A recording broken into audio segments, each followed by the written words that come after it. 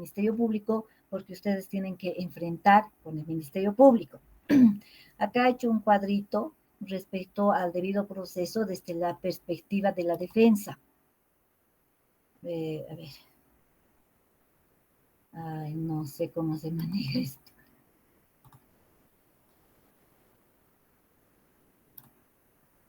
Me esperan un ratito, porfa. Claro que sí, doctorita.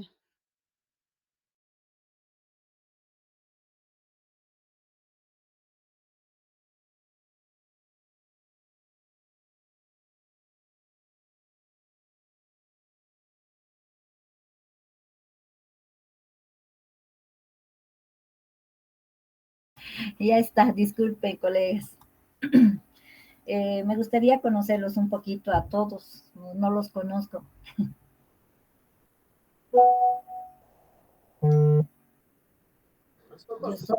Yo soy Tania Alfaro, soy fiscal actualmente, he sido defensora pública, he trabajado en las defensorías de la niñez y adolescencia en mis épocas de juventud. Y digo en mis épocas de juventud porque los años no pasan en vano, colegas. Sin embargo, durante toda mi trayectoria, yo quisiera un poco compartir con ustedes y espero que ustedes también compartan conmigo sus experiencias que tienen. Me gustaría conocer a algunos. Luis Velázquez. ¿Cómo está? Buenas noches, doctora. ¿Cómo está, colega? Un gusto. El resto, a Sandrita ya la conozco. Sí, estimados colegas, no sé si podemos ser un poquito más proactivos y empezar a compartir y, bueno, presentarnos ante todo, ¿no? Ante la doctorita que va a ser nuestra oradora por hoy y la que nos va a sacar todas nuestras dudas que tengamos y para conocernos y entrar un poquito en confianza. Ya, doctora, buenas noches. Me presento, soy el abogado Álvaro Urquipa. Estoy ejerciendo recién, ¿no? Estamos ejerciendo como 6 meses, ¿no? Y tratando de aprender todo lo que se puede, doctor. Me alegra, doctor. Bienvenido entonces a esta magnífica carrera que es tan amplia. Penal realmente es amplio. Inclusive cada delito es muy amplio. No es 2 más 2, ¿no? El resto, si no hay más presentaciones, entonces vamos a continuar. Lo más importante, colega, para ejercer nuestra carrera, especialmente en materia penal, porque esa es mi especialidad, hay que conocer los principios, porque materia penal se basa en principios. Y uno de los principios más importantes es el principio del debido proceso. Y dentro de esos principios están otros subprincipios. Por ejemplo, como ya está acá en la cartilla, los principios que están dentro del debido proceso está la presunción de inocencia, ahí lo tienen. Si ustedes están en una defensa, es decir, que ustedes tienen la obligación de recordar en todo momento que el acusado es inocente hasta que se demuestre lo contrario. Este principio demuestra que la carga de la prueba recae en el Ministerio Público y la defensa debe subrayar cualquier duda razonable. La defensa debe oponerse a cualquier acto de la autoridad que implique un juicio anticipado de culpabilidad, ya sea en la formulación de cargos, en las declaraciones públicas que pueden prejuzgar la responsabilidad de su cliente. Otro elemento del debido proceso es el derecho a la defensa adecuada. El defensor, en algún momento ustedes lo van a hacer o seguramente ya lo son, deben asegurarse de que su cliente, o sea, el imputado tenga acceso a ustedes, o sea, a todos nosotros, a un abogado, desde el primer momento del inicio de una investigación y a lo largo de la investigación. En este punto, colegas, es crucial que la defensa cuente con los recursos y tiempos necesarios para analizar un caso, revisar las pruebas, tienen que plantear estrategias, construir argumentaciones sólidas que asegure la protección de los intereses de su defendido. Otro subprincipio es el acceso y contradicción de las pruebas. La defensa tiene el derecho de acceder a todas las pruebas que presenten el Ministerio Público, incluyendo aquellas que, que pueden ser favorables al acusado. En este punto, colegas, se ha visto, y eso es lo que ustedes tienen que pelear, cuando atienden a una persona que está siendo investigada, lo primero que hacen, ¿qué es? Notificarle para que ejerza su defensa material a través de la declaración informativa. ¿Qué es lo que estila el Ministerio Público? No todos, algunos fiscales, es que no les permiten revisar el cuaderno de investigación antes de su declaración. Y ese es un error, colegas, porque si no conocen los antecedentes, si no conocen de qué se va a defender, se estaría violando ese su derecho a la defensa, porque no puede ir a ejercer una defensa material sin conocer cuáles son los elementos de la investigación que se está haciendo en contra de esa persona. Entonces, es crucial que ustedes tengan ese acceso antes de que su cliente pueda ser defendido. Acceso a la contradicción de la prueba, ese es otro tema. El principio de publicidad y transparencia, ahí está. Tienen que presentar todas las... Dime, Sandrita. Doctorita, ¿bajo qué principio podríamos solicitar o al derecho a la debida defensa, dijo? Porque cuando nosotros vamos ante el Ministerio Público, siempre ante una declaración nos dice, no podemos tener acceso al cuaderno, mucho menos verlos, hasta que declare, en ese caso, o cuando le leen sus derechos. En ese caso, nosotros, ¿cómo podríamos asumir esa defensa y decir, no podemos entrar a asumir una defensa a la cual desconocemos del proceso? Ese es el principio de igualdad, porque al no permitir el ver el cuaderno está en desventaja, porque la persona que denuncia muestra, conoce, sabe por qué está denunciando. Entonces, al impedirles que revisen el cuaderno de investigación, están violando ese principio de igualdad, a la que ustedes pueden acudir al juzgado de instrucción, que es el juzgado que controla las garantías de las partes, ¿no? Y hacerle conocer el motivo, esa violación que están sufriendo porque no les permiten ver el cuaderno de investigación. Ese principio, Sandrita. Perfecto, muchas gracias, doctorita. Luego, otro de los del debido proceso, su principio es el acceso a las pruebas, la contradicción de las pruebas. Ahí dice el principio de publicidad, perdón. Luego, el principio de no autoincriminarse, a la protección contra las pruebas ilegales. El principio de publicidad, se debe tener la oportunidad de presenciar todas las actuaciones procesales, asegurando que se realiza de manera pública y transparente. O sea, por eso es el sistema oral, ya no es como antes, que era escondida la investigación penal.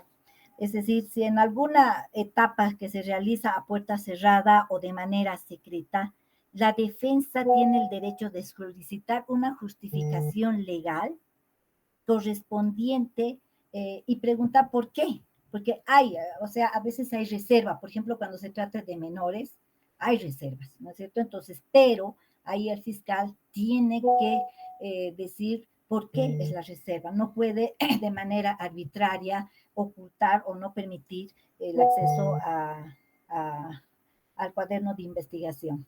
Un ratito, dime, colegas, por favor.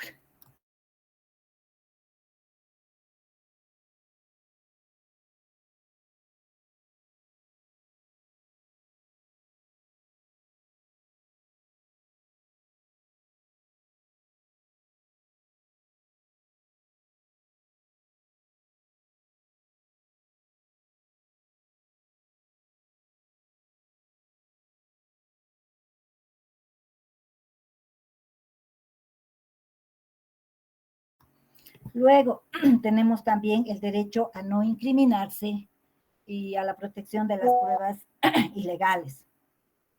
Como defensores, colegas, tienen que asegurar de que el imputado no sea obligado a declarar contra sí mismo ni aceptar una confesión bajo ninguna coacción o amenaza, cuando esa es la finalidad de la presencia del abogado de la defensa cuando ejerce esa defensa material a través de su declaración.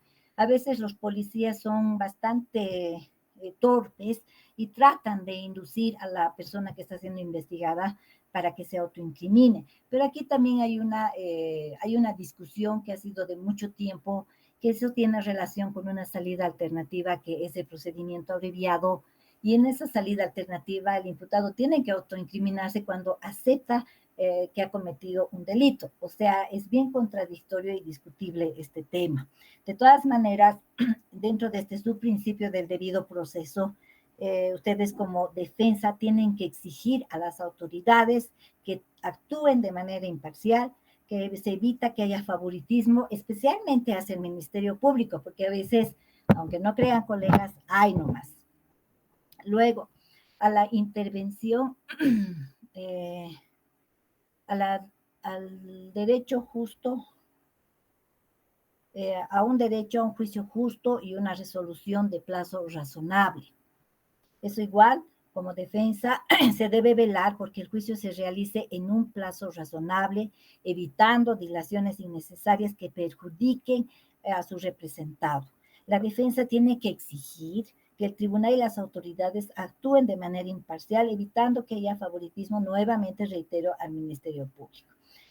Luego existen los medios impugnatorios, colegas, eso ya lo sabemos. La intervención de la defensa, que es en las etapas de investigación. ¿Cuántas etapas tenemos? La preliminar, la etapa preparatoria, la etapa de juicio, la etapa de las impugnaciones. Entonces, en todas esas etapas, la defensa tiene que estar presente para asesorar a su cliente, asegurando principalmente que conozcan sus derechos y las hagan valer esos derechos. En el desarrollo de la investigación, la defensa tiene que participar activamente exigiendo al Ministerio Público a que realice las actuaciones. A veces es muy pasiva la actividad que hace la defensa frente al ataque que tiene de la parte denunciante. Entonces, al exigir, no solamente tienen que exigir la participación, es decir, el desarrollo de las investigaciones, sino que las autoridades que hacen la investigación tienen que ajustarse a otros principios que son el principio de legalidad, el principio de objetividad y el respeto principalmente, colegas, a los derechos fundamentales que está establecido en el procedimiento penal. Pero así como existe el debido proceso, esto que les acabo de decir, es desde el punto de vista de la defensa, hay también desde la perspectiva del Ministerio Público. El Ministerio Público, y eso tienen que saber ustedes, tiene la obligación respecto de la legalidad. Creo que alguien quiere unirse, pero no veo. No, ha desaparecido. El respeto de la legalidad, decía, es decir, que el Ministerio Público tiene la obligación de actuar conforme a la ley en todos los actos de investigación. Esto implica sus facultades que deben estar claramente establecidas en la normativa aplicable, es decir, en el procedimiento penal, y cualquier acto que realiza tiene que estar fundamentado. Un ratito, colegas, ¿alguien quiere ingresar? Ya está. Buenas noches, doctor Waita. ¿Proseguimos? Sí, doctorita. Bueno, decía, si tienen alguna duda, colegas, por favor, me van a preguntar, como lo ha hecho la doctorita Sandra. Estábamos en el respeto a la legalidad que debe tener el Ministerio Público. No puede el Ministerio Público extralimitarse en sus funciones y ni actuar de manera arbitraria. Esos elementos tienen que ustedes estar pendientes como defensores. Este principio principalmente cuida de que no se violen los derechos de las personas que están involucradas en un proceso penal. También otro de los partes del debido proceso es la objetividad y la imparcialidad del Ministerio Público. Si bien el Ministerio Público tiene la función principal, que es la persecución penal, está obligada a actuar con objetividad. ¿Cómo es eso? Digamos, no solamente ver de manera brusca la actuación penal, delincuencial de una persona, sino, como yo siempre digo, y eso dice la ley y todo, todo delito es un delito doloso. Los que están transcritos expresamente en la ley son culposos. Y todo delito tiene un móvil. Sin embargo, hay que hacer un balance y ahí viene el principio de objetividad y de imparcialidad. Es decir, de que también tanto las pruebas que inculpen a una persona como aquellas que exculpen a esa persona. Esto es garantizar un proceso justo y evita juicios predeterminados. El Ministerio Público debe abstenerse a influir indebidamente en el proceso. Sus decisiones tienen que ser imparciales y se basan únicamente en los elementos objetivos disponibles. ¿Qué quiero decir con eso? En los elementos de prueba que existen en el cuaderno de investigación, ya sea obtenidos por el Ministerio Público, entregados por las partes interesadas. Otro subprincipio que debe contemplar el Ministerio Público, y eso tienen que tener en cuenta para sus reclamos oportunos, es el derecho a la defensa. El Ministerio Público tiene y está en la obligación de respetar y facilitar el derecho de los acusados a una defensa adecuada. Esto significa que se debe notificar de manera oportuna sobre las investigaciones en su contra y permitirles, aquí está Sandrita, lo que me preguntabas, los elementos de prueba y la oportunidad de participar activamente en su defensa. El derecho a la defensa también incluye la obligación del Ministerio Público de evitar juicios paralelos o de influir en una perspectiva pública sobre su culpabilidad o inocencia. Y eso es lo que ha ocurrido en varios procesos, en varios casos. Es más, si ustedes ven, cuando una persona se le tilda de haber cometido un hecho delictivo, inmediatamente los ponen a las cámaras de televisión en total violación a su derecho de imagen como persona, como ser humano, violando ese derecho a la presunción de inocencia que tiene el acusado mientras él no tiene una sentencia ejecutorial. Otro subprincipio es la presunción de inocencia que el Ministerio Público tiene que tomar en cuenta. Es decir, que no se debe asumir la culpabilidad de esa persona investigada hasta que se pruebe en juicio. Este principio obliga al Ministerio Público a presentar pruebas contundentes y evitar cualquier declaración o actuación que anticipe la culpabilidad del acusado. El debido proceso requiere que el Ministerio Público actúe con responsabilidad al decidir presentar cargos que solo persigan casos con pruebas suficientes que se pueda sostener en el juicio oral. Y así, colegas, hay otros subprincipios más, como es el principio de publicidad, de transparencia, derecho al juicio rápido y protección a los derechos humanos, que también es muy importante, porque no se puede vulnerar los derechos del imputado ni de las víctimas. Eso incluye el respeto a la dignidad, a la integridad y a la seguridad de todos los involucrados dentro de un proceso penal. Ahora bien, colegas, así como hay estos principios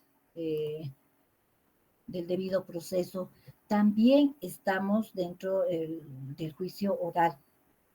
Ahora, ¿cuáles son los principios del juicio oral? ¿Alguien me puede decir? Los principios de la fase del juicio oral, colegas, es la oralidad, la inmediación y contradicción, el principio acusatorio, la publicidad, como su nombre lo indica, la oralidad. Las partes exponen sus alegatos de manera oral y acompañan con documentos, con cualquier otro medio de pruebas, documental, testifical, informes, etc. La inmediación y la contradicción. ¿Qué es la inmediación?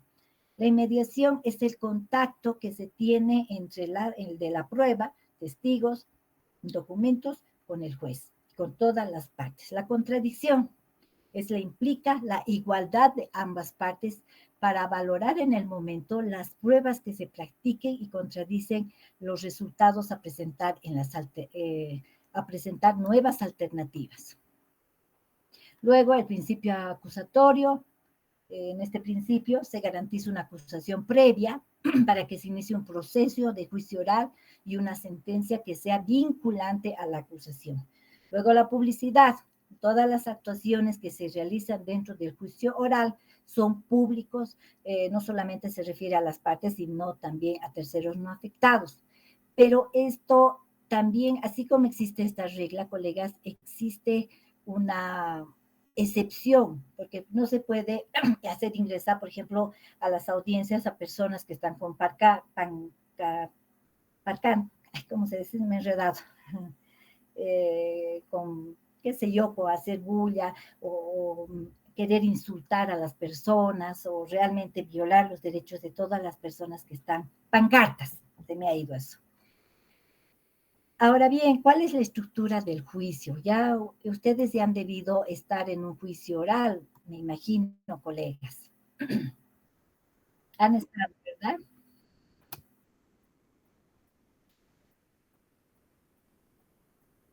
¿Están ahí?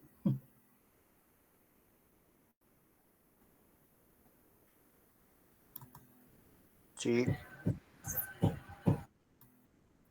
Ya. Proseguimos entonces. El juicio, colegas, es la fase esencial de un proceso. Se realiza a base de una acusación y eso está en el procedimiento penal. Es contradictoria, ya lo dije, oral, pública y continua, para la comprobación de un delito y la responsabilidad del imputado. Ya dije que es la inmediación. Ahora, ¿cómo empieza un juicio oral? Es la apertura, donde el juez convoca principal, o sea, es la apertura del juicio, están todas las partes, pues están convocadas por el juez. Al inicio del juicio, colegas, por lo general, y cuando procede, el juez llama a una conciliación entre partes. Cuando procede, porque no puede proceder, por ejemplo, en delitos de asesinato, en delitos de violación a niños, niñas y adolescentes, en delitos incluso de violencia familiar, ¿no? De acuerdo a la 348, esta solamente procede cuando la víctima pide, etcétera, etcétera. Pero cuando se trata de otros delitos, por ejemplo, de carácter patrimonial, lo primero que hace es convocar a una conciliación. No hay conciliación, se ingresa a los incidentes y excepciones. Y luego, una vez resuelto esto, el fiscal expresa sus alegatos iniciales, que es un resumen de los hechos que se va a tratar. Más adelante vamos a entrar un poquito en contexto de cada una de estas cosas. Luego de ello, declara el imputado, y aquí también hay acá yo he visto en el procedimiento penal, yo encuentro una contradicción porque la modificación de la 1178 con la antigua, con la 1970, antes de que se modifique, más o menos eran las mismas reglas. La diferencia era que la acusación del Ministerio Público era leída por el secretario. Una vez que era leída, el Ministerio Público la fundamentaba, que a mí me parecía totalmente absurdo, leer y fundamentar. En cambio, ese puntito han cambiado. Luego venía la declaración del imputado. Pero en esta modificación de la 1173 no dice eso. Sin embargo, hay esa unión que yo la veo un vacío porque no dice la modificación. Sin embargo, estamos todavía con eso de la declaración del acusado. La declaración del acusado es voluntaria. El juez tiene que decirle sobre qué hechos va a declarar. Es un medio de defensa por el cual, ya sabemos todos, se puede acoger al derecho de no declarar. Luego viene la exposición de la defensa. Esos son los alegatos iniciales. Ahora nos vamos a los alegatos iniciales, colegas. Alguna vez seguramente ya ustedes lo han hecho. ¿Qué es un alegato inicial? Es la primera oportunidad que tienen las partes de exponer su teoría del caso, es decir, cómo ocurrieron los hechos, cómo se va a probar lo ocurrido y cuál es la calificación jurídica que les corresponde de acuerdo al hecho. El Ministerio Público, colegas, investiga hechos, no delitos, y esos hechos los subsumen a un tipo penal. En el alegato inicial se debe personalizar el conflicto, de modo que el juez o el tribunal entienda que cualquier decisión tiene un impacto directo sobre la vida de una persona, porque a quien estamos juzgando, colegas, es a una persona. Entonces, no podemos condenar, y se ha visto, en muchos casos se ha debido ver que han condenado injustamente solo por la presión social. No sé si conocen el caso Kushner, por ejemplo, ¿no? Que ha muerto una jovencita y ha sido una aberración total del tribunal, porque a criterio de la suscrita, eso es un hecho atípico. Sin embargo, le han condenado al pobre hombre por feminicidio. El alegato, colegas, debe ser breve y directo, lo más breve y directo posible. Tiene que ser una comunicación concisa, tiene que ser impactante. Una comunicación larga aburre y puede distraer ya sea al tribunal o al juez. No se debe exagerar en ningún elemento dentro de los hechos, porque ya en el juicio, si uno exagera y en el juicio no se demuestra, no se cumple con lo que se ha mencionado en el alegato de apertura, colegas, ustedes como defensores pueden perder la credibilidad. Y luego pasamos a los alegatos finales. Después del... me he saltado, colegas, mil disculpas. Antes de los alegatos, se resuelven los incidentes y las excepciones. ¿Qué son los incidentes? Los incidentes son un mecanismo de defensa utilizados por las partes dentro de un proceso penal. Son cuestiones accesorias que surgen del proceso, es decir, que se deciden de manera separada y puede surgir en la etapa preparatoria, donde los incidentes se plantean, se notifica a la otra parte, dentro del tercer día se señala audiencia. En cambio, en el juicio oral, colegas, se lo hace de manera oral. Es en el momento en que se plantea, en el momento en que se resuelve y en el momento en que ya lo dije, se resuelve. Ahora, las excepciones. Las excepciones, en sentido estricto, constituyen una oposición sin negar el fundamento de la demanda, trata de impedir esa persecución penal del juicio, paralizándolo momentáneamente o extinguiéndolo definitivamente. Existen dos tipos de excepciones, la perentoria y la dilatoria. ¿Cuáles son las clases de incidentes, colegas? La actividad procesal defectuosa, la nulidad, una recusación del juez, la impugnación de pruebas que se llama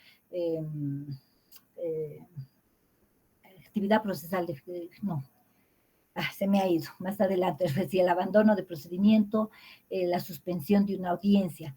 ¿Cuáles son las excepciones? La prejudicialidad, la incompetencia, la falta de acción, la cosa juzgada y la litispendencia que ha sido derogada por la 1173, colegas.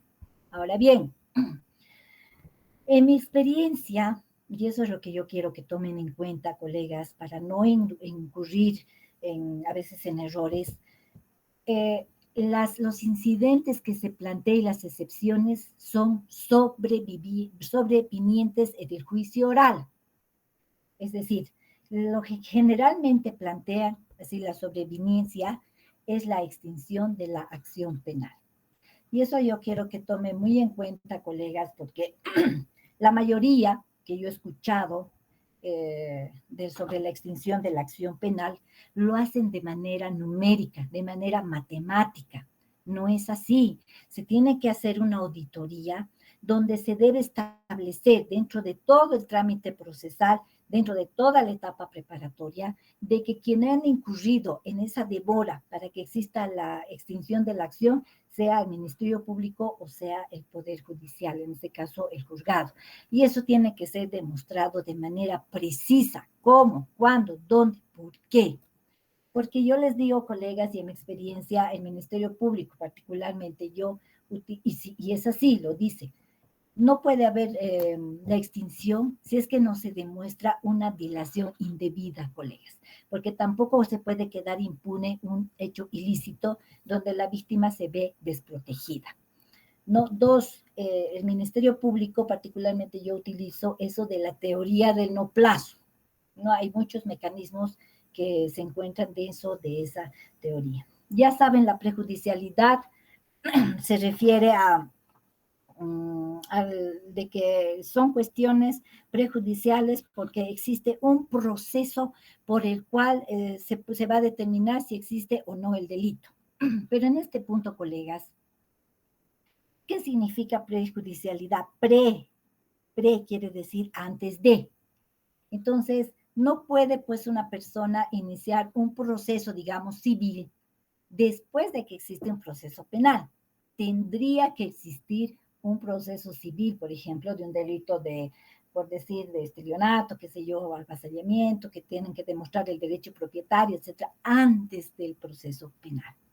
La incompetencia, también como dice la ley, es cuando un juez se declara incompetente de un tema, y bueno, se lo remite al juez competente. La falta de acción, que no fue promovida legalmente porque existe un impedimento legal, etc. Y la cosa juzgada, cuando puede existir de que ya se ha resuelto ese proceso en otro proceso y sin embargo ya ha ocurrido, colegas, que han vuelto a abrir el mismo proceso. Luego, una vez que van los incidentes, ya se empieza, después que se resuelven los incidentes, ya empieza el juicio en sí. ¿Cómo empieza, colegas? Ya he dicho que los alegatos. Luego ingresan los testigos. ¿Quién es un testigo? Los testigos son las personas que declaran ante un juez, un tribunal, sobre la percepción de un hecho, de lo que vieron, escucharon, tienen conocimiento de las circunstancias relacionadas a ese hecho, que son el objeto del juicio y son considerados algunas veces relevantes los testigos, porque hay variedad de testigos.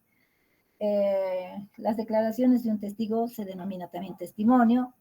Este es un medio probatorio. También hay otros medios probatorios, son las pericias, son las documentales, los exámenes periciales. Y aquel, un ratito, por favor, alguien me está llamando. Sandrita. Levantaste la mano, Sandrita.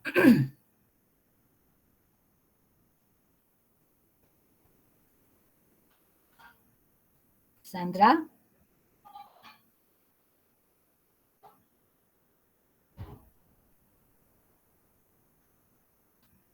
Colegas, ¿me están escuchando?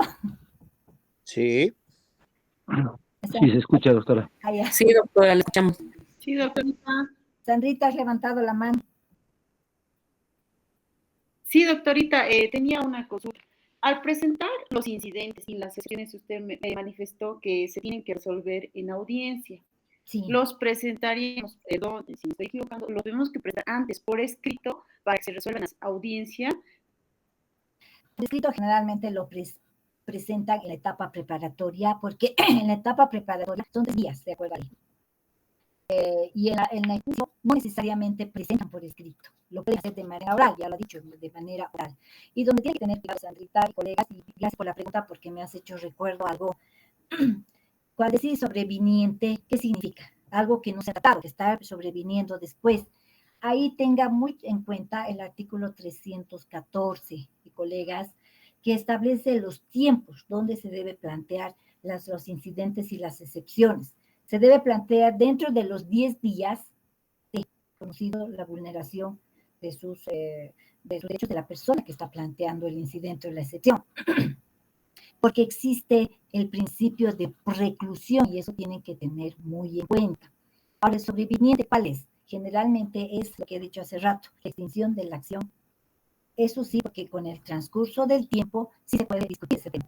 Pero a veces algunos colegas plantean otros incidentes, otras excepciones, por ejemplo, la incompetencia o algo, que pudieron haberlo planteado cuando se estaba investigando. Entonces, ahí el juez toma muy en cuenta el principio de preclusión, que no hizo valer esa violación de derechos de su cliente, entonces no puede ser tomado en cuenta en la etapa de juicio cuando en la etapa preparatoria se ha descuidado o no le ha importado y bueno, lo da por bien hecho.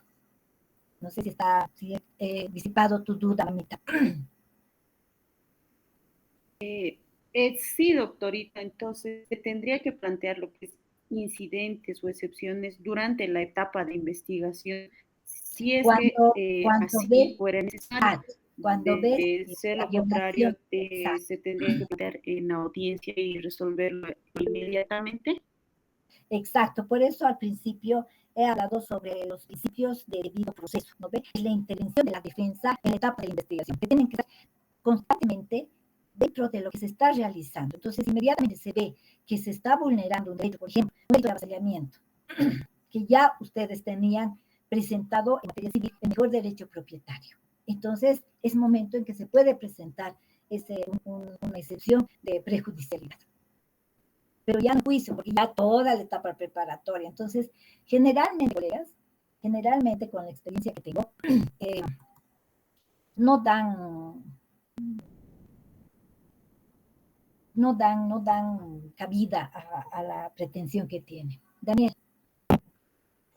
Doctora, buenas noches. Tengo una consulta con relación al incidente de exclusión probatoria. A veces vemos que el Ministerio Público, después de su acusación, no remite las pruebas a tiempo, considerando que tienen un plazo establecido.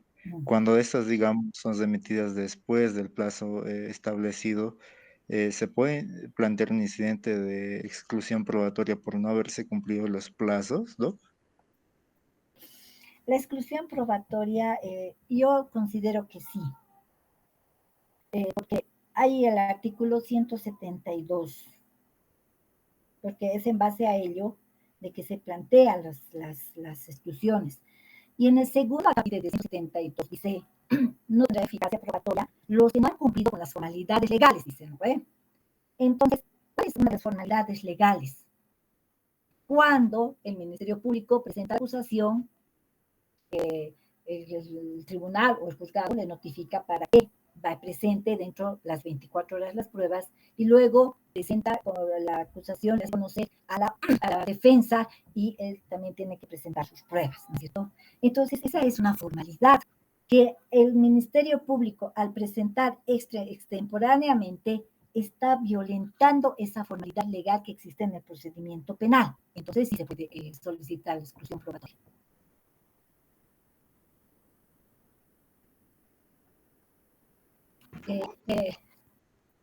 Alguien quiere unirse, dice. ¿Cómo se hace esto? Ya. He podido resolver tu duda.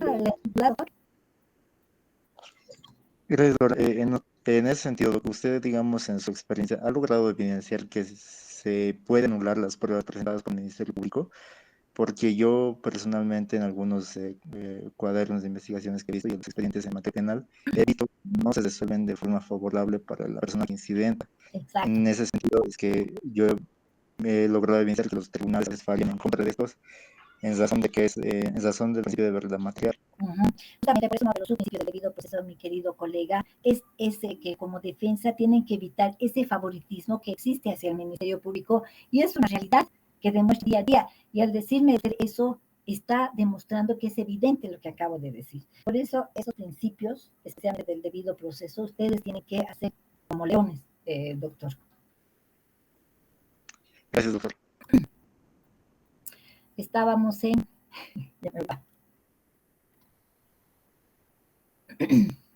los testigos, creo, ¿no? Sí, doctorita. Ya. Como decía, colegas, la declaración de un testigo es parte de una prueba que se presenta y tenemos varios testigos, pero no está en nuestro procedimiento penal.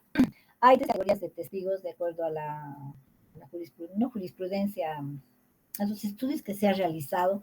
Entonces tenemos los colaboradores de la justicia, es la persona que accede voluntariamente a prestar una ayuda. Bueno, este caso yo más lo relacionaría con la ley 913, aunque es otro tema. Estos testigos colaboradores rinden su testimonio aportando otros medios de prueba conducentes para poder demostrar el hecho que se pretende y sentenciar a las personas. Luego tenemos los testigos víctimas. Las víctimas, colegas, son los testigos estrellas, ¿no? Porque es la persona que ha sufrido un daño causado por un delito. Y su historia es realmente que le va a dar vida y va a poder dar muchas luces al juez o a un tribunal. He escuchado la vez pasada a alguien decir los testigos expertos. No está en nuestra legislación, pero yo más o menos lo relaciono con las personas que presentan los, ¿cómo se llama, Sandrita, si me recuerdas, o Andreita?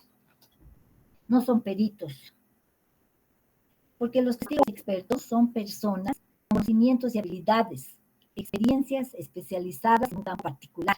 ¿A quién se le solicita que brinde su experiencia en procedimientos legales? Consultor técnico, doctora. ¿Perdón? Consultor técnico. Exacto. Gracias, Andreita.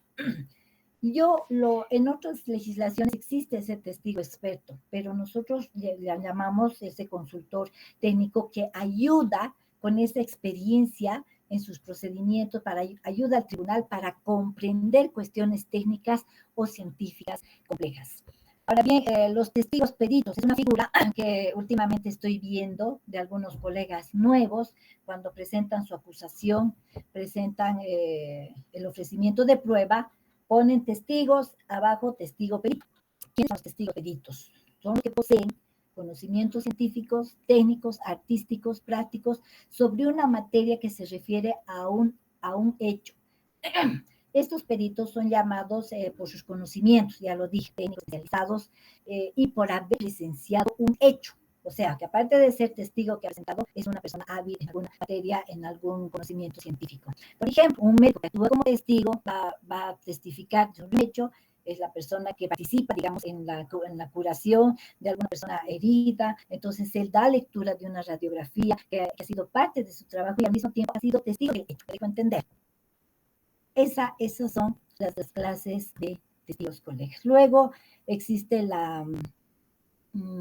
los documentales que se introduce por su lectura. Pero hay algo que yo les quiero preguntar. La declaración informativa realizada en la etapa preparatoria ¿constituye prueba, colegas? Si alguien me puede responder. La respuesta es no. No. No. ¿Ve? Y eso está, colegas, en el artículo 333 del procedimiento penal. ¿Qué cosa de juicio es oral? ¿No? Y ahí dice, y entra por su lectura, y ahí está, 1, 2, 3, ahorita no lo tengo a la mano, pero se declara, en el segundo inciso creo que dice declaraciones, pero lean ustedes bien, y ahí dice declaraciones por omisión. O sea, las declaraciones de sí no constituyen prueba, y he visto que varios colegas tratan de introducir las pruebas, las declaraciones de algunas personas. Luego, los incidentes de exclusión probatoria, colegas, ya hemos hablado de las pruebas, los documentos, los informes, los anticipos de prueba, todo eso constituye prueba y sirven para poder demostrar un hecho, en su caso, para desvirtuar un hecho. Ahora bien, respecto a los incidentes de exclusión probatoria, muchas veces, colegas, yo he escuchado, es un incidente, ¿no es cierto? Y el incidentista, por lo menos yo observo eso, tiene que demostrar con alguna evidencia por qué está planteando la exclusión probatoria. Generalmente los colegas plantean, ¿y qué dicen? Y muchos, yo considero que es un error. Dice, el Ministerio Público está presentando este documento, pero no sabemos esa palabrita, un montón de colegas he escuchado, no sabemos de dónde ha obtenido, no sabemos cómo ha obtenido. Entonces, ese no sabemos, algunos colegas lo confunden con la ilicitud en su obtención de la prueba. ¿Cuándo es ilícito, colegas? La obtención de la prueba. Cuando existe violación a los derechos de esa persona que está, de la persona que está siendo investigada o principalmente de esa persona, ¿no es cierto? Entonces, cuando se le golpea, cuando se le amenaza, esos son la obtención de derechos ilícita de una prueba. En una oportunidad, colegas, se ha planteado un incidente de exclusión probatoria. El incidentista ha probado por qué se tenía que retirar la prueba, porque era ilícita, era ilegalmente obtenida. ¿Por qué? Les cuento esta experiencia. Los acusados señalaron de que el día del hecho ellos se encontraban en un curso. Pero ¿cuál ha sido el detalle y el error de las dos personas que plantearon esa su teoría, de que no estaban en el lugar del hecho? Es que presentaron un papel como membretado, donde decía Cámara de Diputados y un montón de cositas, pero era con la anterior constitución política del Estado. Entonces el incidentista ha ido, es decir, el que iba a responder el incidente, ha solicitado un certificado de que si esos membretes han sido impresos tal fecha. Y la respuesta dijo no. Entonces se ha visto que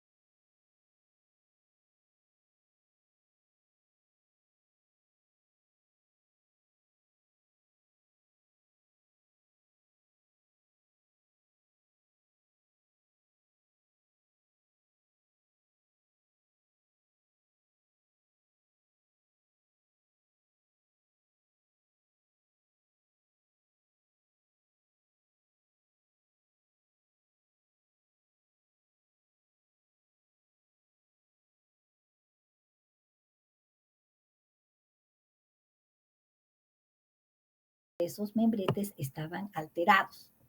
Y con eso ha tratado de desvirtuar un hecho. Entonces, en ese caso, colegas, sí era ilegal la prueba y obviamente se ha excluido.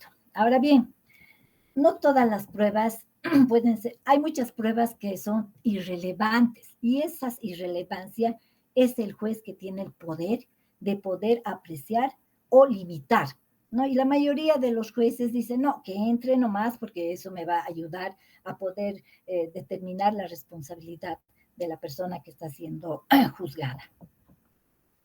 Entonces, colegas, mucho cuidado con los incidentes. No es nomás decir no sabemos. Este término no sabemos, sáquenlo de su vocabulario.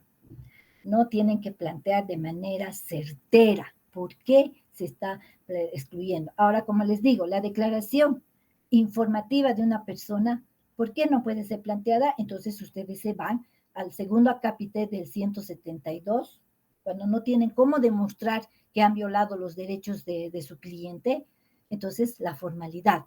Ahora bien, muchos también utilizan la informalidad. ¿Por qué? Porque no hay un requerimiento fiscal. Pero ha salido una sentencia constitucional que no recuerdo, pero sí se los voy a buscar, colegas, y les voy a hacer llegar a través de Sandrita, que dice, frente a una informalidad o falta de formalidad, está la verdad material. Y eso es lo que debe primar, colegas, la verdad material, porque lo demás es formalidad. Y muchas veces la propia prueba que se está introduciendo hasta les puede servir a ustedes para poder desvirtuar o les ayuda en conseguir una sentencia favorable para sus clientes. Hasta aquí, colegas, ¿alguna pregunta?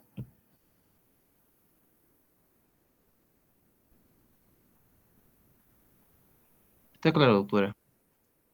Gracias, doctor. Ahora bien, esa es la tramitación del juicio oral y nos vamos, termina con los alegatos finales. ¿Qué es un alegato final, colegas? Es la narración argumentativa de nuestra teoría del caso que se ha presentado a un inicio. Es la suma de todo lo que se ha logrado en el juicio oral, toda la participación que han tenido ustedes como defensores de una persona que está siendo juzgada, eso lo demuestran en los alegatos finales. Tiene que ser lógica, debe tener una argumentación coherente, uniforme, sin olvidar los límites de nuestra narración, donde se demuestran los hechos que se ha producido durante el juicio. Tiene que ser creíble. El relato de nuestra versión de los hechos debe encontrar un fundamento en los medios probatorios en el que se ha utilizado durante la tramitación del juicio oral. Tiene que ser contundente. Nuestra teoría no debe contradecirse a sí misma. Debe ser suficientemente capaz de producir un convencimiento al juez o a un tribunal y un daño a la teoría del contrario. Me dejo entender, colegas. Y en algunas veces, aunque tantos años con esto, a veces los jueces, muchos jueces ya no toman ese valor, por lo menos yo lo veo así. Antes por lo menos se llegaba al corazón, no solamente las reglas del derecho penal o los argumentos teóricos legales, sino también los humanos. Para ser abogado litigante, mis queridos colegas, y eso les mando un mensaje, se tiene que destacar la comunicación, tiene que ser elocuente, imaginativo, ingenioso, porque hay muchas situaciones en las que los colegas tienen que comunicarse, obviamente siempre eficazmente, en interrogatorios, contrainterrogatorios, alegatos, al aclarar informes, etc. Ahora nos vamos a los interrogatorios, colegas. El interrogatorio es la información que se saca a los testigos de un hecho que han vivido, que tienen conocimiento. El contrainterrogatorio es poner en duda la versión que da el testigo respecto a su declaración. En la ley, en el procedimiento penal, tenemos las prohibiciones dentro de los interrogatorios. Los interrogatorios, colegas, tienen que ser abiertas. ¿Cómo? ¿Cuándo? ¿Por qué? ¿De qué? ¿Para qué? Esas son las abiertas que dan la posibilidad a que el testigo pueda desarrollar un hecho que él conoce o ha visto. El contrainterrogatorio son las aclaraciones que se pide al testigo respecto a lo que ha declarado. Y reitero, es para poner en duda la credibilidad de la persona que ha fungido como testigo.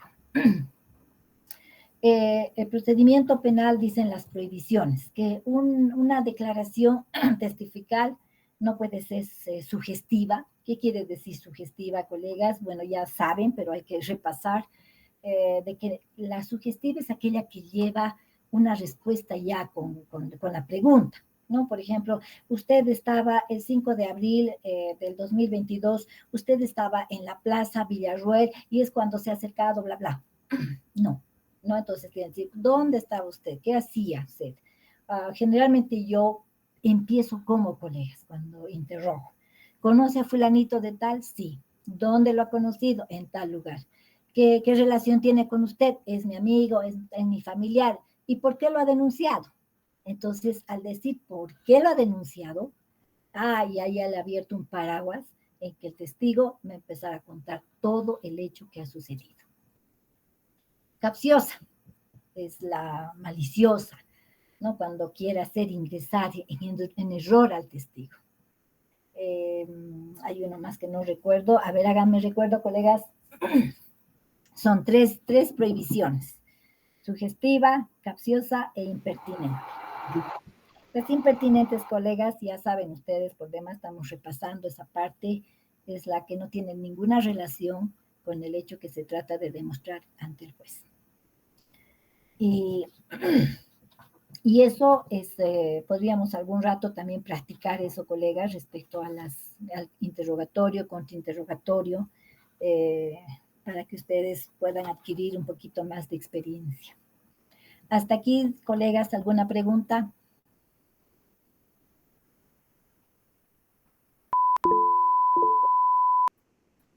Daniel, doctor Daniel. Doctora, buenas noches. En cuanto a la oralidad, en el artículo 333 determina que solamente ingresan a juicio algunos documentos por sola lectura. Y como usted nos decía, estos pueden ser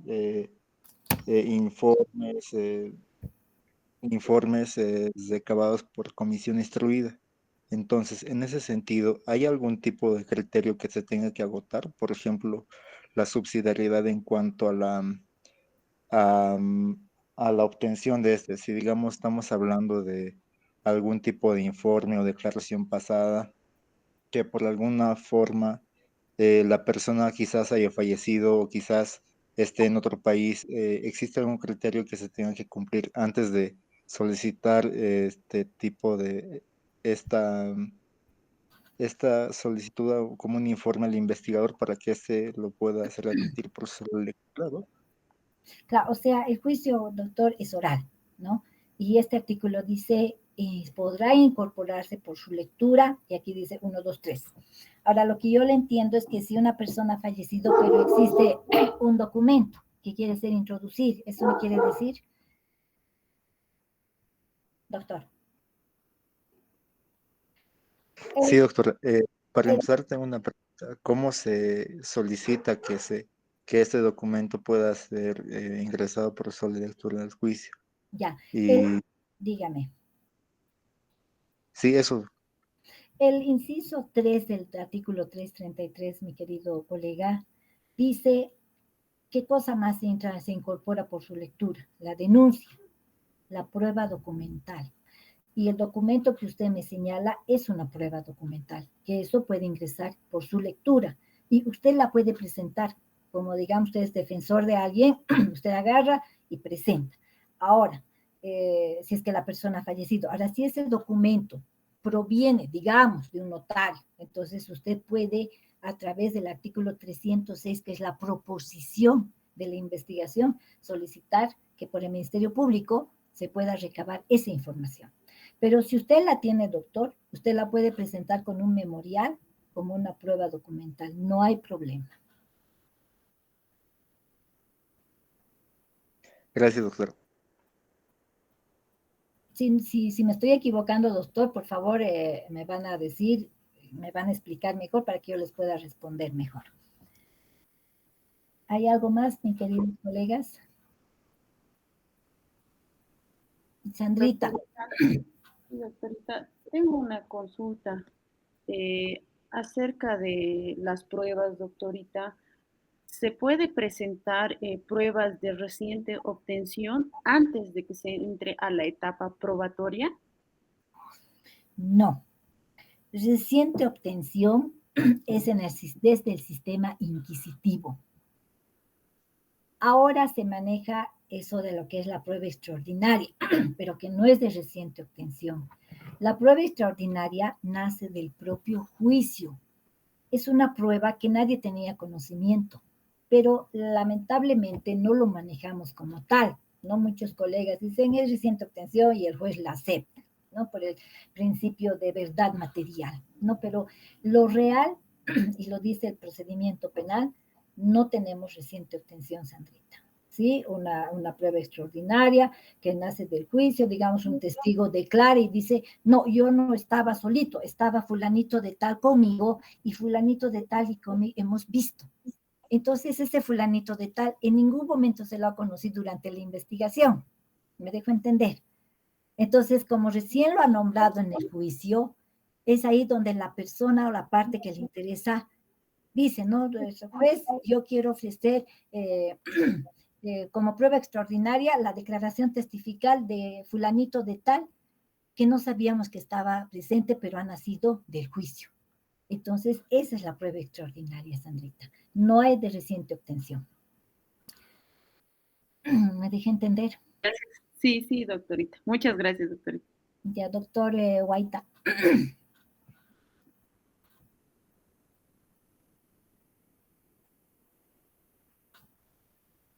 ¿Alguien más?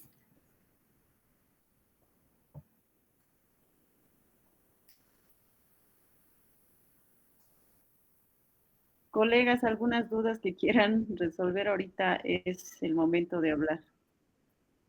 Si no, calles para siempre. Exacto. Doctorita Romero. Doctora, buenas noches. La consulta. Doctora, en un hecho de tránsito, cuando existe una conciliación entre partes, entre el conductor responsable y el damnificado, existe un acuerdo transaccional y desistimiento, y pasa que ya ha vencido el plazo y todo esto, pasa que el sindicado, el conductor responsable, ha fallecido. En ese caso, doctora, existe la extinción de la acción, porque en este momento ya tiene imputación formal, pero él ya ha fallecido. O sea, el imputado fallece.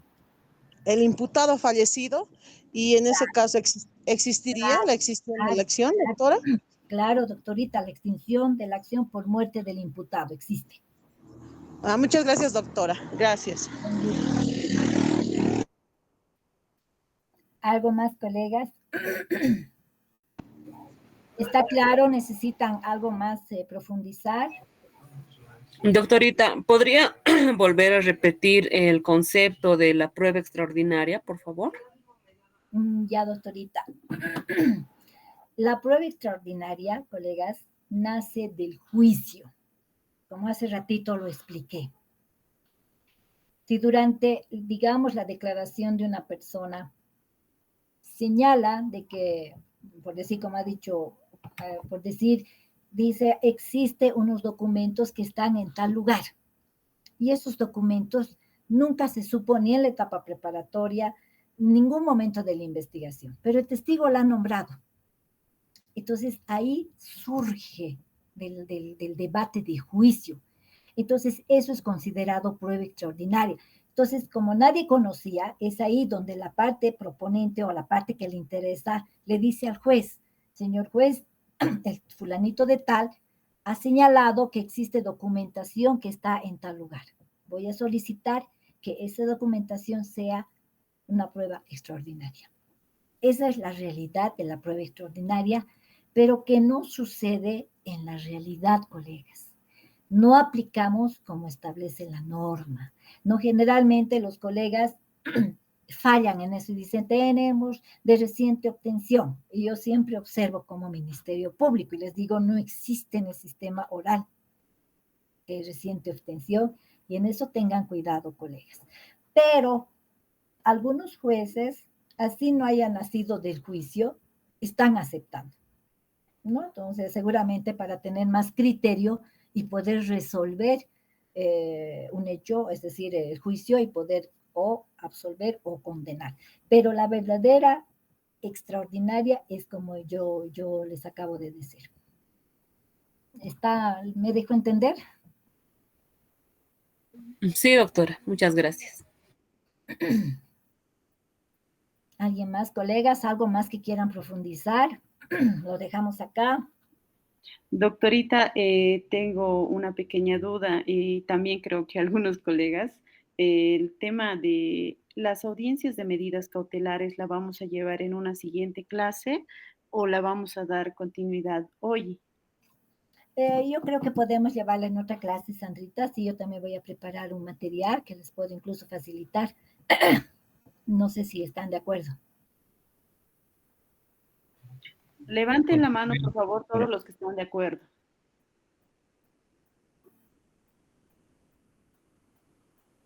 La mayoría, doctora. Ya, Sandrita.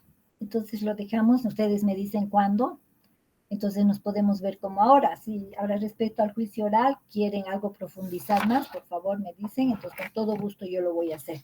Pero me ha parecido importante, colegas, que tengan muy presente los principios, que para mí es muy importante porque el derecho penal está a base de principios, varios principios, y la principal es el debido proceso. Y tomen en cuenta, mis queridos colegas, esos subprincipios que les he hecho conocer a ustedes para que puedan realizar una eficaz defensa en favor de sus defendidos.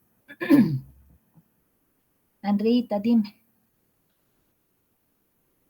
Doctor Aruquipa, tengo la mano levantada de 2, 3. Doctor Quispe. ¿Alguna duda? Doctor Edwin Quispe tiene la mano levantada, por favor. No, fue precisamente para la siguiente actividad. Perfecto.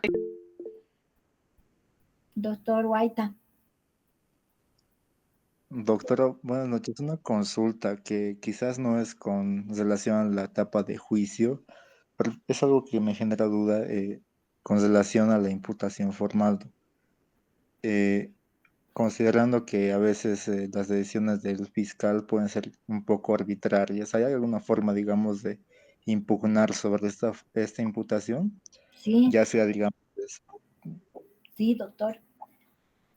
Si ustedes ven que es una violación al derecho de su cliente, pueden plantear la actividad procesal defectuosa, un incidente. Y aquí les voy a dar otro consejo, colegas. Hay muchos colegas que plantean por plantear la verdad, ¿no? Pues no les gusta y bueno, plantean. Yo les voy a invitar a que revisen otros principios que les va a ayudar a poder plantear y anular una imputación formal. Y ese se llama el principio de trascendencia, doctores. O sea, para que exista una nulidad, tienen que demostrar el perjuicio de su cliente. Tiene que ser claro, conciso en qué le está perjudicando. Tiene que tiene que provocar un daño grande que le genere indefensión a la persona imputada, doctor. ¿No? O sea, sí se puede realizar. Doctor. Doctor, en el caso de que, un ejemplo, la persona sea funcionario público y en razón de la imputación formal sea una causal para su despido, ¿se puede interponer un incidente de nulidad de imputación formal por defectos absolutos, Doc? ¿Y de qué forma, digamos, esta puede llegar a ser definitiva en cuanto a que a veces se ven muchos casos donde rara vez dispone que se anule la imputación, pero el Ministerio Público a los 2 días saca una resolución que fundamenta de mejor forma la situación de los antecedentes del cuaderno de investigaciones.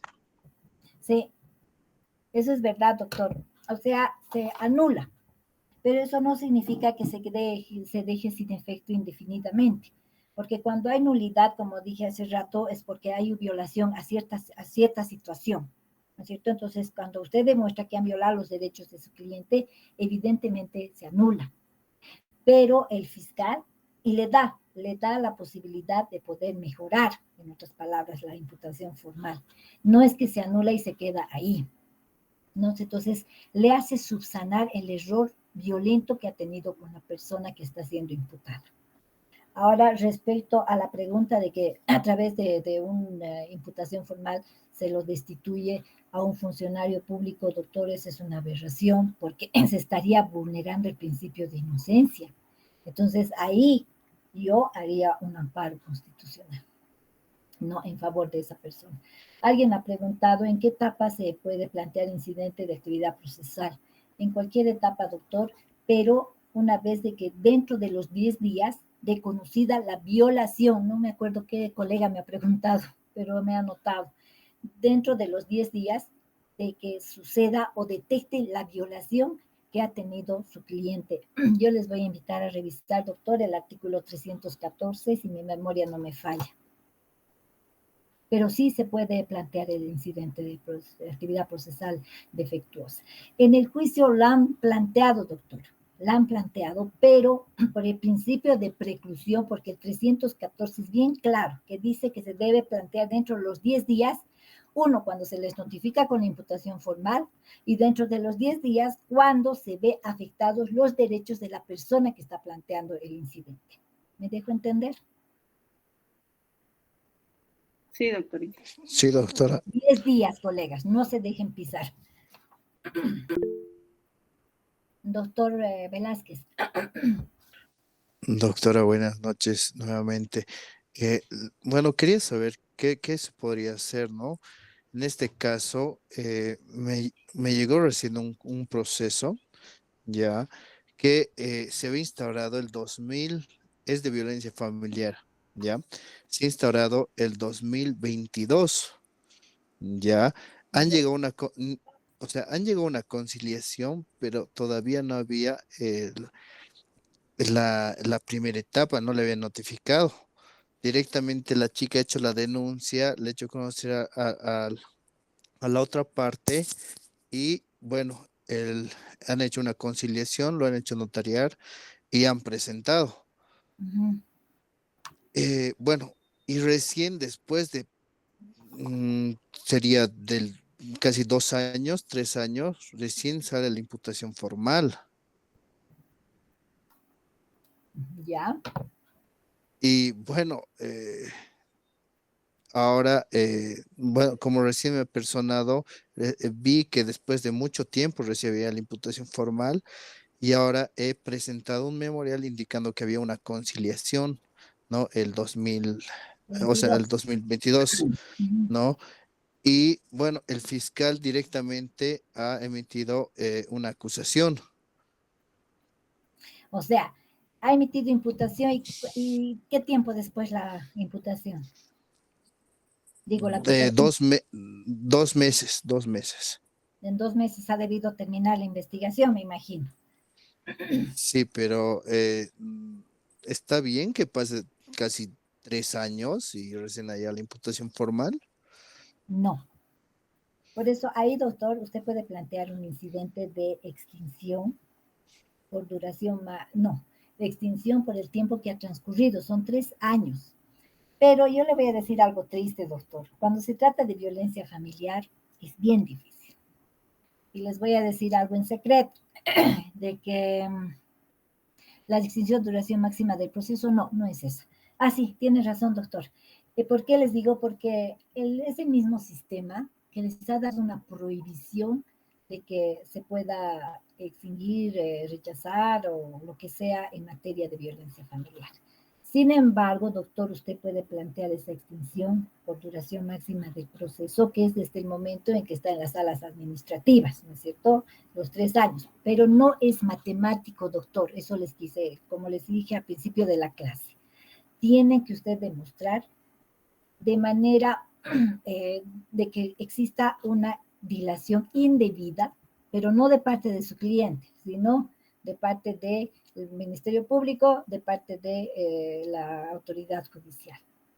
Ahora, si existe una conciliación, doctor, yo le sugiero que plantee o proponga esa conciliación para que ésta se homologue. Porque si hay una conciliación, esta ha debido ser promovida por la víctima. Y la ley dice cuando la víctima promueva la conciliación, ¿no es cierto? Sí, Pero exactamente. no se puede. Y hay un tema que van a tomar en cuenta, doctores, porque la mayoría es cuadrada y dice, no, no, es que la víctima, es que es mujer, por eso no se puede llegar a la conciliación. La ley es bien clara en la 348 cuando dice, no habrá conciliación cuando la mujer se encuentre en situación de violencia o cuando su vida corra riesgo. Entonces, esa partecita, las autoridades no están, y eso sería interesante que ustedes también incidan, colegas, incidan, decir dónde está, porque el Ministerio Público tiene la obligación de demostrar. La defensa, ¿qué hace? Se cruza los brazos y ve las deficiencias que hace el Ministerio Público. Esa es la labor. Quien tiene que demostrar, colegas, es el acusador. Ustedes, como defensa, si es que son defensores, no tienen por qué construir su inocencia, ¿no? Pero de todas maneras se hace. Entonces, yo les sugiero, mi querido doctor, ya hay acusación, plantee como un incidente de conciliación, que se homologue la conciliación, porque el Ministerio Público no está demostrando que esa persona está siendo atentada contra su vida, me refiero a la mujer. Esa sería una salida, o realizar una auditoría jurídica, doctor, respecto a los avances, a las dilaciones indebidas, y con eso plantear una extinción de la acción. Claro, porque doctora, si bien los investigadores indicaron, bueno, hicieron su informe que, bueno, daba la salida alternativa porque no tenía antecedentes y demás, y además, bueno, a la chica, ¿no? Le hicieron su informe para ver si se está cumpliendo las medidas de protección, y obviamente se están cumpliendo y demás, y pese a ese informe del investigador, el fiscal hizo acusación, y el memorial que he presentado haciéndole conocer que había una conciliación, y la chica estaba presentando la salida alternativa de acuerdo a las 3:48, eh, me obvió, ni siquiera me respondió. Ahí, por ejemplo, el fiscal no está actuando con imparcialidad ni con objetividad, si se dan cuenta, ¿no ve? Está actuando con parcialidad porque le quiere fundar al señor, pero no está de más, mi querido doctor, de que usted plantee. Tienen que escucharle en algún momento porque es su primer delito, como usted dice, o si no, plantee una extinción, pero bien elaborada, doctor. No plantee líricamente, ese consejo yo le doy. Y así, ¿porque presentó como unas 4 veces la Ya, salida alternativa? Y primero me ponían el pero que el investigador no subió el informe. Ha subido el informe, después me ignoró. Después volví a presentar y también no había respuesta. Y esta última vez que recién presenté hace 2 semanas, por lo que ha salido la acusación, igual he vuelto a presentar y todavía no hay respuesta de eso. claro, ya hay acusación, ¿no es cierto? Que tendría que haberse pronunciado, y usted tiene que exigir, doctor, porque tiene la obligación de manifestarse. Y ahora la propia ley dice, ¿no? No es negar por negar. O sea, el fiscal tiene que fundamentar cuál es el motivo de su negativa a la solicitud que usted está planteando. Porque, ¿qué es lo que pasa si es que él hace una fundamentación que nos parece incorrecta?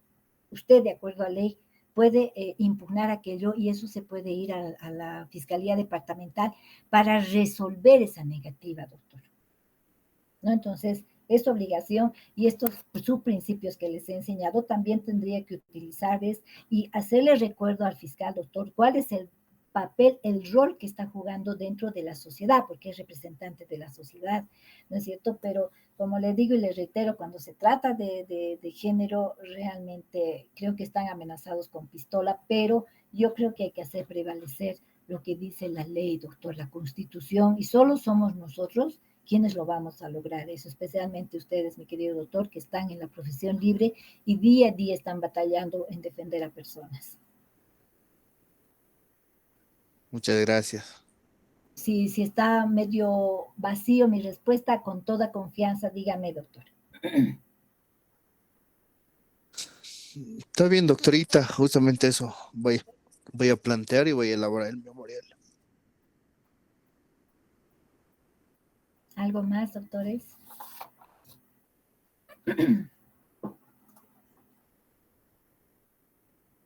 Doctorita, ¿cuál sería el consejo que nos daría acerca de cómo iniciar con los alegatos iniciales para la apertura de juicio oral y para dar conclusión con los alegatos conclusivos para tener una mejor visión de cómo llevar el procedimiento acerca de los procesos, porque como ya sabe, son distintos procesos, distintas situaciones, pero ¿cuál sería el punto medio que tendríamos que manejar como profesionales? Eh, Tienen que hacer una relación fáctica. ¿Cuáles los alegatos iniciales?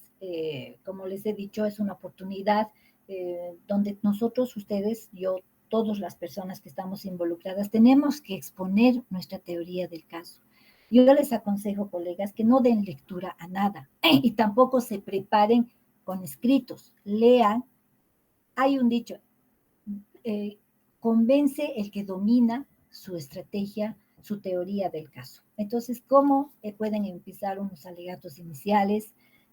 Más o menos señalando el hecho. Ustedes leen la acusación o leen su teoría del caso para desvirtuar un hecho, ¿no? Decir, señores jueces, nosotros como defensa vamos a demostrar que fulanito de tal ha hecho esto, no es así, que el Ministerio Público tiene que demostrar algo así, ¿no? Entonces siempre tienen que terminar indicando con qué van a demostrar aquello, con testigos, con documentos, etcétera. Pero principalmente, colegas, yo les sugiero que digan de que es el Ministerio Público quien tiene la carga de la prueba y ellos o el Ministerio Público tiene que demostrar que su cliente es autor de un delito. No tienen que construir ustedes la inocencia, es al revés. Pero no está mal de que también puedan hacer sus elementos para poder desvirtuar o aminorar, porque a veces hay personas que realmente han cometido el delito, no todos van a ser que no. Hay personas que han cometido el delito. Entonces, cuando sucede eso, doctor, doctores, si no quieren someterse a una salida alternativa, ¿qué nos queda? Aminorar la responsabilidad de esas personas, ¿no? Los móviles, por qué lo han hecho, todo aquello, ¿no? Porque siempre existe un motivo del por qué existe un delito. Por ejemplo, el que roba por hambre. Hay un motivo. El que roba medicinas porque su madre estaba muriendo. Hay otro motivo. Pero el que asesina porque le da la gana, o sea, hay esa diferencia, colegas. Ese consejo les puedo dar, mis queridos colegas.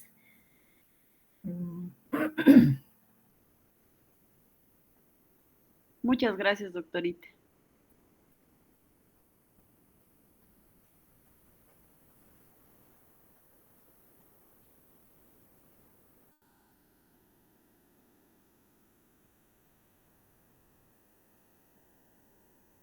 Estimados colegas, ¿hay algunas preguntas? Luis Velázquez tiene la mano alzada.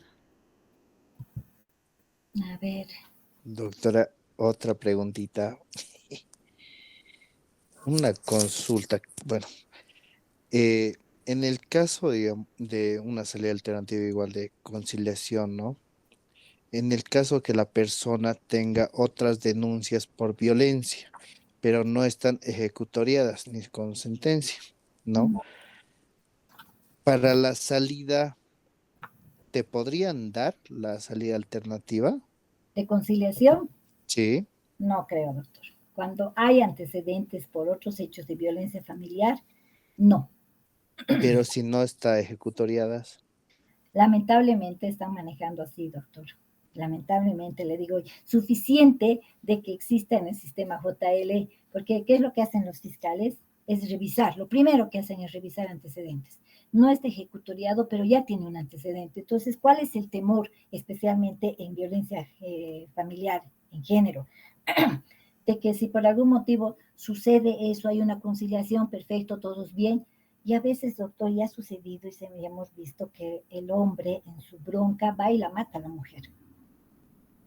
Y ese es el temor de todos los fiscales.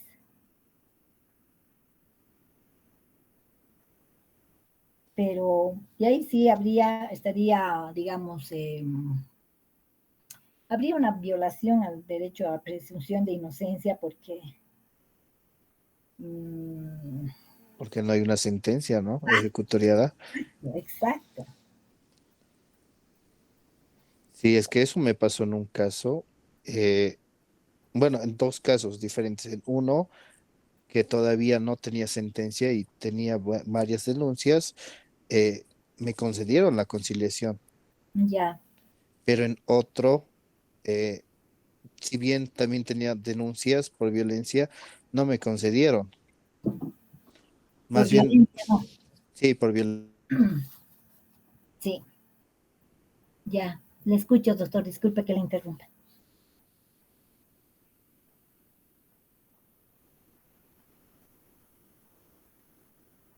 Hola. Doctor Luis tiene la palabra.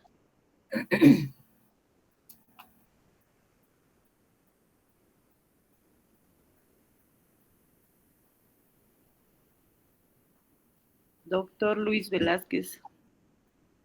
Se cortó. ¿Qué dijo, doctora? Disculpe. No me estaba preguntando, doctor. Le he Ah, interrumpido, disculpe. sí, perdón, no, se me fue mi señal. Le decía que tenía dos casos. Uno que la persona tenía ya, bueno, denuncias por violencia, pero como no estaba ejecutoriada, yo presenté una conciliación y de una de esas, de esos procesos sí he logrado sacarlo, ¿no? Se dio la conciliación. Pero en otro que era parecido, Mm, no me dieron el curso porque igual tenía procesos, me dijeron que no. Y yo, o sea, tenía esa duda porque, como dice usted, estaría vulnerando, ¿no? exacto, La presunción de inocencia, porque sabe que si no hay una sentencia ejecutoriada, no eres culpable, existe la presunción, ¿no? exacto. Y por eso era mi duda eso, porque un fiscal sí me ha dado curso y otro fiscal no me ha dado curso. Sobre el mismo delito. Sí, sí, sobre el mismo delito. No le digo, doctor, hay criterios divergentes entre los colegas, ¿no? Por ejemplo, yo les cuento algo que me ha sucedido. A mí me han solicitado, no a mí, al juez le han solicitado una conciliación por estupro. Han llegado las partes a una conciliación, se han dado la mano, todo. Entonces yo he aceptado, porque el criterio que yo tengo, doctores, hay una regla, ¿no ve? La regla es una sanción a un hecho ilícito. La regla es que no debe existir conciliaciones en cierto tipo de delitos cuando existe la participación de una menor. En este caso sí era una menor, por eso es estupro. Pero dentro de toda regla existe una excepción. Entonces, para mí era la excepción. ¿Por qué? Porque la chica estaba con un chico de 22, 20 años, igual que era otro chico joven, jovenzuelo, y tuvieron una hija. Y los padres de la chica, antes de denunciarlo, ha permitido que convivan la chica de 15 años y el joven de 20 años. Entonces ahí yo he visto que había una excepcionalidad a la regla. Pero como le digo, doctor, ese es mi criterio. Y no todos tienen el mismo criterio. Y ahí es donde usted se ha tropezado. Un fiscal tiene un criterio y el otro fiscal tiene otro criterio. Y la mayoría de los colegas fiscales, mis queridos doctores, actúan por este temor de ser sancionados frente a la, entre comillas, vulneración de una mujer que está en situación de violencia, porque esa es la violencia familiar que está siendo confundida actualmente, doctor. ¿Qué es una violencia familiar? Es cuando una mujer de manera sistemática sufre humillaciones, golpes, etcétera, de parte de su pareja. No son hechos aislados, pero generalmente tienen una pequeña discusión, recibe una bofetada a la mujer, ya lo convierten en violencia familiar. Y hoy en día se ha visto de que la mayoría de los procesos ya no está, ya no prevalece el cuidar o proteger a una mujer, sino de por medio están bienes, todas esas cosas, doctor, tienen que ustedes tener mucho cuidado, saber qué es un hecho aislado, qué es una violencia familiar. La violencia familiar viene de la convivencia diaria dentro del marco de una familia, dentro de la convivencia familiar. Lastimosamente, nuestra ley, yo la critico mucho, cualquier cosa es violencia familiar. Yo, ¿cómo puedo yo decir violencia familiar a dos enamorados que ni siquiera viven juntos? O sea, a mí me parece una aberración. Y como le digo, mi querido doctor, hay esa discrepancia de criterios, ¿no? Y eso es por esa la diferencia y esa es una violación a los derechos que tiene su defendido. Yo creo que ahí es donde tienen que hacerles recuerdo a los fiscales ese principio del debido proceso desde la perspectiva del Ministerio Público. Eso es lo que yo les he hablado al principio de la clase.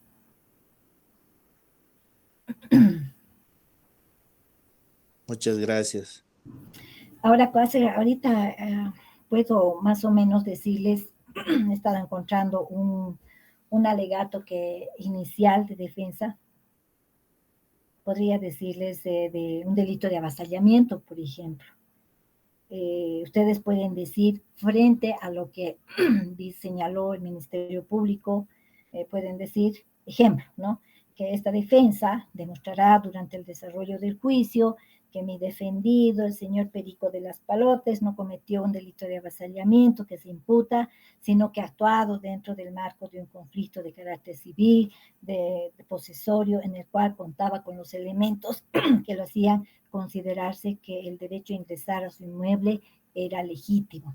Así, algo así, colegas, que si algún rato ustedes requieren que yo les oriente en eso, lo voy a hacer con mucho gusto.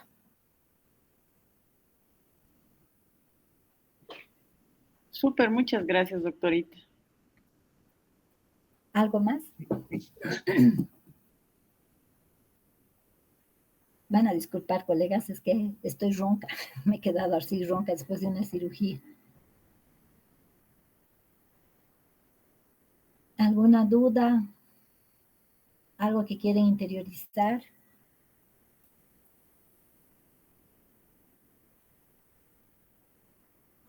Bueno, estimados colegas, creo que ya no hay más preguntas o alguien quiere decir algo más para dar conclusión a esta primera jornada de clases.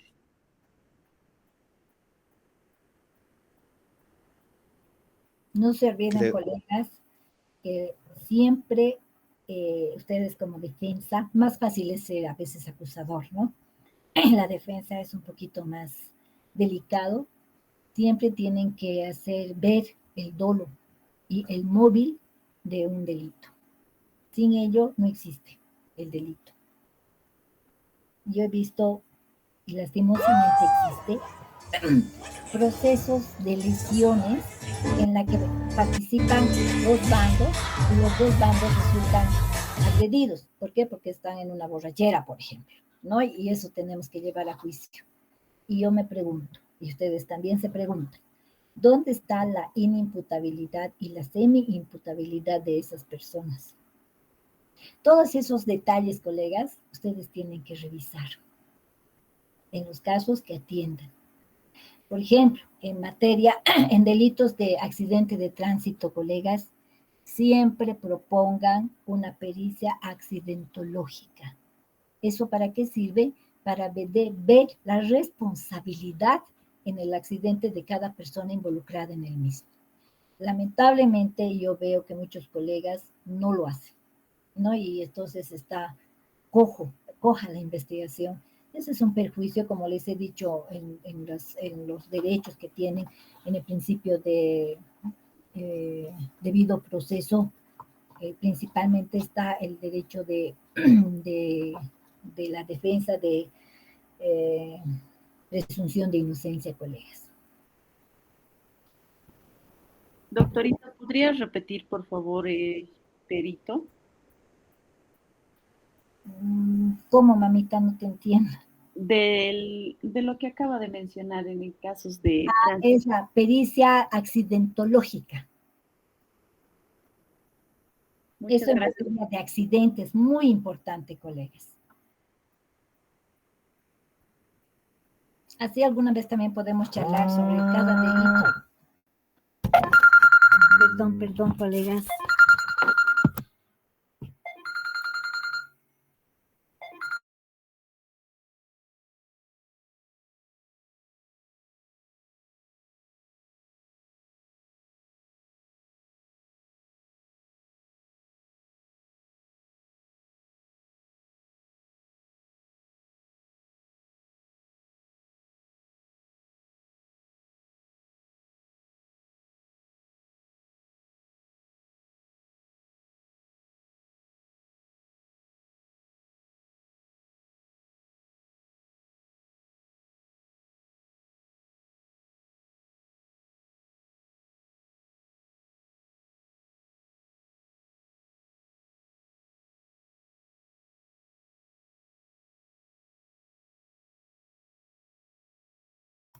Perdón, doctores. ¿Algo más que quieren tratar ahora?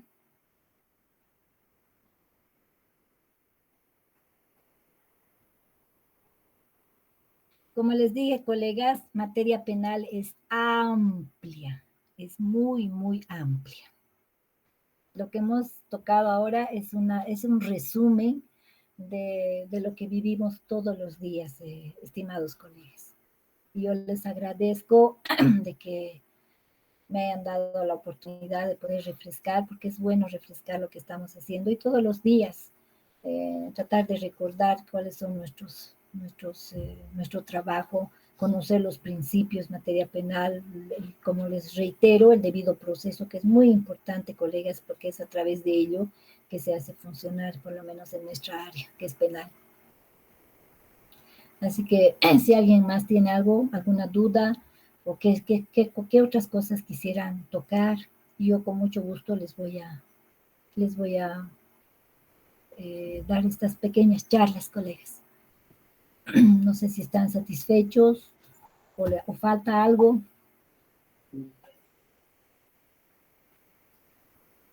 Estimados colegas, es momento de manifestarse si tienen alguna otra duda para poder dar la conclusión a la jornada. Si tienen alguna duda, es el momento, por favor, de manifestarse.